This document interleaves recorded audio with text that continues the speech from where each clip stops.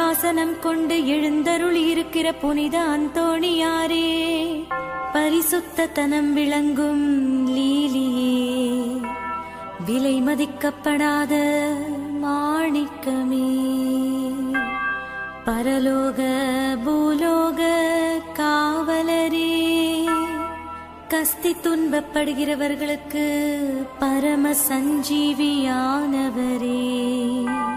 பாவிகளின் தஞ்சமே, உமது இன்பமான சந்நிதானம் தேடி வந்தோம்.